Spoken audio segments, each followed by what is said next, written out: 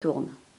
Bonjour à tous, bonjour à toutes. Nous recevons aujourd'hui Abakar Tolémy, un des plus éminents opposants au régime du président Idriss Déby.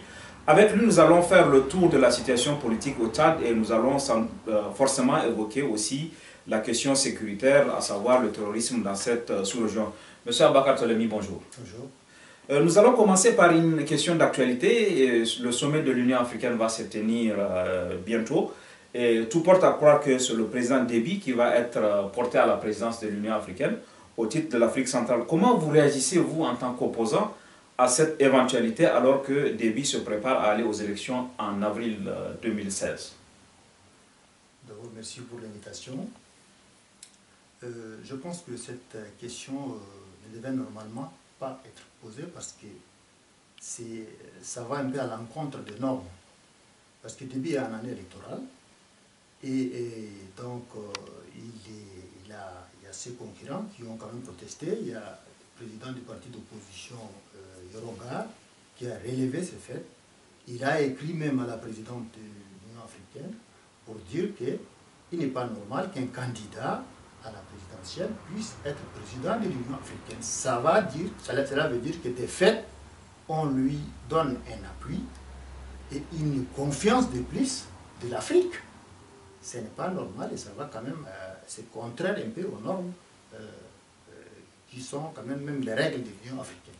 On doit dire que le président de l'Union africaine est choisi pour une année complète. Évidemment. Cela veut dire que bon, Déby est président de l'Union africaine, donc il va de facto être réélu. Et puis, donc, voilà. Moi, je pense que l'actuel président de l'Union africaine, c'est Mugabe, qui va passer la main à Déby. Avec tout mes respect pour l'Union africaine, cela vraiment dénote un peu du manque même de sérieux de notre organisation régionale africaine. Tout à fait. Pour rester sur le chapitre du Tchad, l'élection présidentielle est prévue en avril 2016, dans quelques mois. Est-ce que vous pensez qu'aujourd'hui, les conditions d'une élection transparente sont réunies ou est-ce que vous avez espoir qu'elles le seront d'ici l'échéance? Transparent, non. Les élections n'ont jamais été transparentes au Tchad d'abord. Et celle-ci encore plus, parce qu'on en parlait pendant presque 2 ans entre l'opposition et le pouvoir de la biométrie. Et donc, le président Déby avait promis aux partenaires comme l'Union européenne, d'autres partenaires financiers pour les élections, qu'il va faire la biométrie. Et là, il y a quelques mois, il y a eu des campagnes à travers le pays pour l'enregistrement, l'enrôlement biométrique, qui a été totalement faussé, parce que, semble-t-il, c'est une information à vérifier et à confirmer, les partis au pouvoir avaient envoyé à travers les régions les membres de ces structures pour enrôler les gens. Il semble qu'ils ont enrôlé même des réfugiés, ce qui est très grave. Et donc déjà, ça force un peu les choses. Et puis l'opposition, la société civile, vent debout, sont en train de dire que l'élection est déjà à l'avance faussée. Donc il ne peut pas y avoir des élections transparentes au Tchad. D'accord. Dans ces conditions, quelles sont les chances d'une alternance pacifique au Tchad? Est-ce qu'il y a des chances ou est-ce que, comme Déby lui-même qui est arrivé au pouvoir en 90 par la force, comme celui qui était là avant, il faut envisager une solution militaire? Vous savez, il y a longtemps, nous avons cessé de rêver pour ce qui concerne une alternance pacifique, parce que Déby même l'a déclaré officiellement il y a quelques années. Lui, il est arrivé militairement et qui ne partira pas. Il n'est pas arrivé par un billet d'avion. Ça veut dire ce que ça veut dire. Donc, il est vrai qu'il faut jouer léger parce que c'est normal qu'il y ait les partis, c'est normal que les partis puissent choisir leurs candidats, c'est normal aussi que la démocratie, entre guillemets, qui est au Tchad, là, c'est une démocratie qui est née. Et donc, il faut donner sa chance quand même d'élection en élection pour voir si ça peut arriver qu'il y ait quand même, avec les partenaires au développement, avec tous ceux qui sont là pour contrôler les élections, est-ce qu'il y aura une chance qu'on aboutisse à une élection, disons, à une alternance démocratique. C'est difficile. On sait tous que Déby ne partira pas, et il ne va pas jouer les jeux, et il va toujours tripatouiller les élections pour gagner. Et dans cette hypothèse, est-ce qu'on peut, puisqu'on évoque aussi l'hypothèse qu'il mette son fils ou quelqu'un de sa famille, est-ce que ça vous paraît crédible ou ce sont des rumeurs qui circulent? Cela se dit quelque part, certainement, si on en parle, parce que ce sont justement des hypothèses qui ont été échafaudées au niveau du pouvoir, mais cela semble difficile. Vous savez, la population tchadienne, depuis au pouvoir depuis 1990, ça fait 25 ans. Le Tchad a une population à majorité jeune, je peux même dire jusqu'à 60% de jeunes, enfin de Tchadiens, sont âgés de moins de 25%. Ces gens-là, ils ne vont pas accepter qu'après 25 ans de pouvoir, Déby puisse désigner son fils, ou qu'au niveau, je ne sais pas, d'une officine quelconque, qu'on aide Déby à désigner son fils pour arriver au pouvoir. C'est impossible, c'est impensable même. Mais est-ce que, dans ce cas, est-ce que la crise qu'on a vue récemment avec les élèves qui a connu une répression sanglante, avec les étudiants qui ont manifesté, est-ce que c'est un avertissement pour vous de la jeunesse au régime? Évidemment, ça fait partie. Vous savez, ce qui s'est passé au Sénégal avec Y'en a marre, ce qui s'est passé au Burkina avec les ballets citoyens, ça donne des idées, et ça a donné des idées. Aujourd'hui, il y a au niveau de la société civile, au niveau de la jeunesse au Tchad, des groupes qui se constituent pour créer cette dynamique-là qui puisse faire comprendre au régime que ça suffit. Il y a des groupes aujourd'hui qui sont créés, qui travaillent en concertation d'ailleurs avec les partis politiques aussi, qui pensent qu'il est temps que Déby, d'abord il y en a beaucoup de partis qui ont appelé Déby à ne pas se porter candidat. Bon, Déby il n'a pas d'autre choix que d'être candidat et puis de tripatouiller les élections et puis gagner comme il en a l'habitude.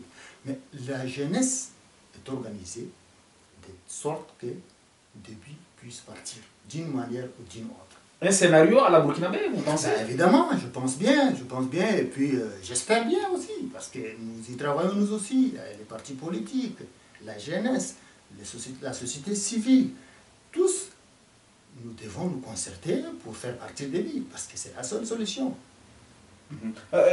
Juste pour clore ce chapitre de cette élection qui va venir, le fait que l'opposition soit totalement éclatée, une partie à l'extérieur, celle qui est à l'intérieur n'est pas regroupée, est-ce que vous ne pensez pas que ça affaiblit sa lutte, son opposition au régime du président Déby, cet éclatement? J'affirme que c'est un problème, c'est évidemment un problème. D'abord, quand nous étions, nous autres, au niveau de l'opposition politico-militaire, c'est ce qui a faussé notre échec. Et puis, il faut reconnaître que c'est un échec à cause de nos divisions, à cause des incompréhensions. Et donc, aujourd'hui, les partis politiques sont dans la même situation. Il est vrai qu'en 2007, Déby a appelé à la rescousse l'Union européenne qui avait convaincu les partis d'opposition à signer un accord avec le pouvoir pour que les élections puissent se passer de manière transparente. Déby n'a jamais respecté cet accord, ce qu'on appelle l'accord du 7 août 2017.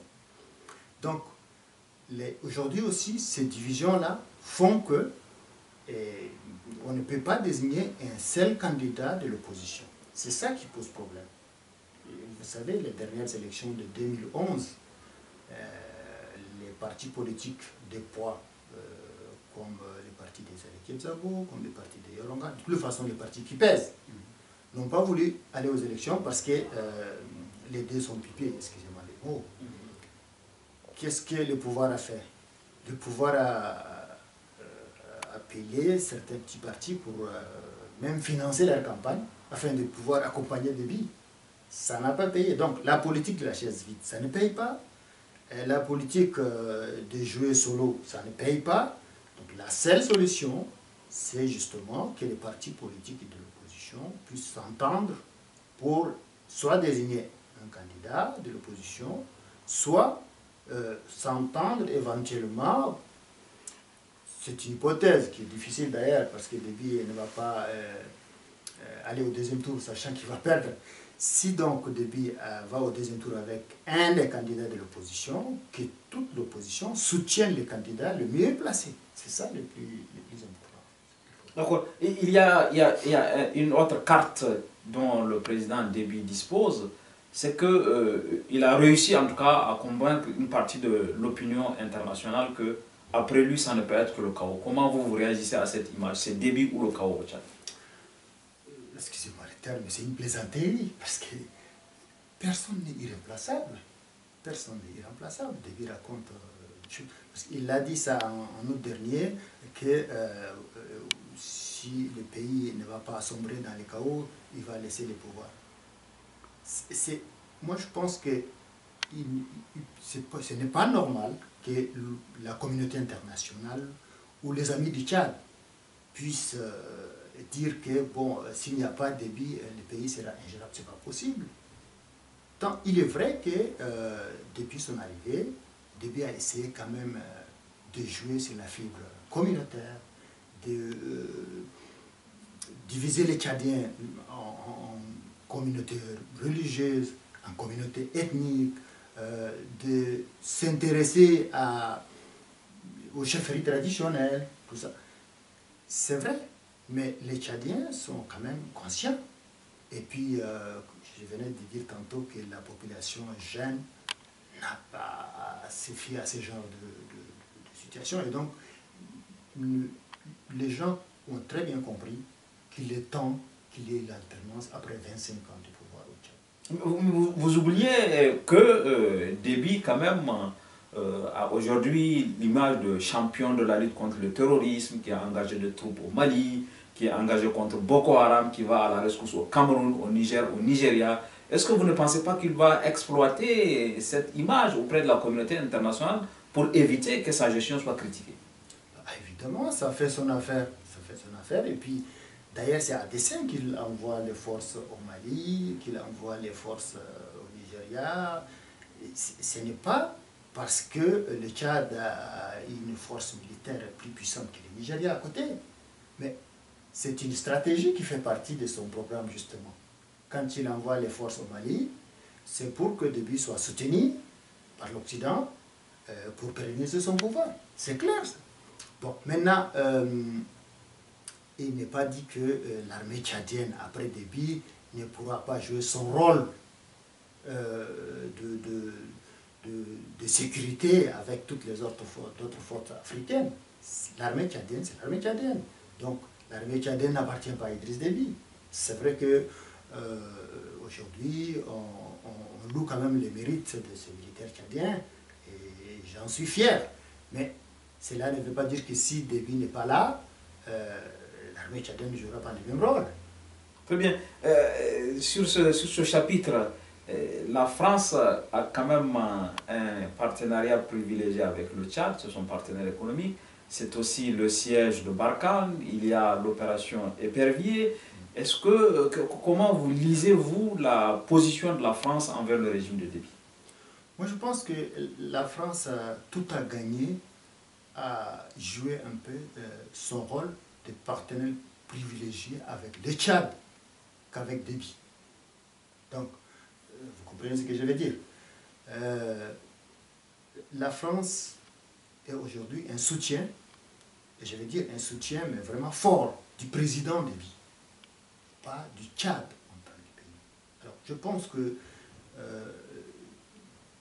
nous, en tant qu'opposition, nous appelons la France à jouer son rôle, et la présence de Barkhane est très positive au niveau de N'Djamena aujourd'hui, parce que cela n'advient pas. S'il y a des problèmes aujourd'hui au niveau de la capitale, Barkhane jouera certainement un rôle pour sécuriser ne serait-ce que la capitale, parce que je ne suis pas alarmiste, mais je crains fort que si Déby, d'une manière ou d'une autre, parce qu'on parle de sa maladie, il est mortel comme vous, comme moi, c'est normal, ça arrive. Est-il malade, vraiment? Évidemment, on en parle. Mais, bon, je n'en fais pas un problème parce que c'est normal, la maladie, elle arrive à tout le monde. Si, imaginez que Déby ne soit pas là, bon, il y a bien sûr la Constitution, il y a les principes de de vacances de pouvoir qui sont prévues. S'il n'est pas là, il y a toujours des groupes qui sont à l'affût. Vous parlez tout à l'heure de ses fils, vous parlez de ses proches. Il y a toujours ce genre de groupes qui sont éventuellement prêts à toute pagaille. Alors, la France doit jouer un rôle pour qu'il y ait une sécurité après Déby, pour que l'opposition aussi soit en sécurité, pour que l'opposition puisse être appuyée dans son rôle d'opposition, pour que la démocratie, notre jeune démocratie, puisse être quand même vivace, mais pas un soutien du président Déby, parce que quelque part, lui-même il le dit, ou ses soutiens, ses proches lui disent que s'il n'est pas là, le pays va à feu et à sang. Non. Comment vous voyez, c'est la dernière question, comment vous voyez l'avenir du Tchad? Êtes-vous inquiet? Êtes-vous rassuré? Êtes-vous incertain? Comment vous voyez l'avenir? Je la vois en rouge. Je vous surprends. Malgré les difficultés? Malgré les difficultés. Dans un premier temps, ce qui est sûr, c'est qu'il y aura des problèmes, évidemment, si Déby part, parce qu'il va partir. Je pense qu'il va partir, qu'il le veuille ou pas, il va partir d'une manière ou d'une autre. Bon, ça veut dire ce que je veux dire. Ça veut dire que je ne suis pas en vente en guerre, mais s'il ne part pas de manière pacifique, la jeunesse, les forces vives du Tchad, y compris les militaires aussi. Les militaires. Donc les gens vont faire partir Déby. Il y aura des problèmes, bien sûr, dans un premier temps, mais après, le Tchad va être sur le rail et le Tchad va devenir un pays normal, comme les autres pays, et sa démocratie va être une démocratie qui va vivre normalement. Merci, M. Abakar Tolemi. C'est sur cette note d'optimisme que nous allons terminer cet entretien. Nous vous remercions de nous avoir prêté votre attention et à une prochaine fois. Merci à vous, mesdames et messieurs.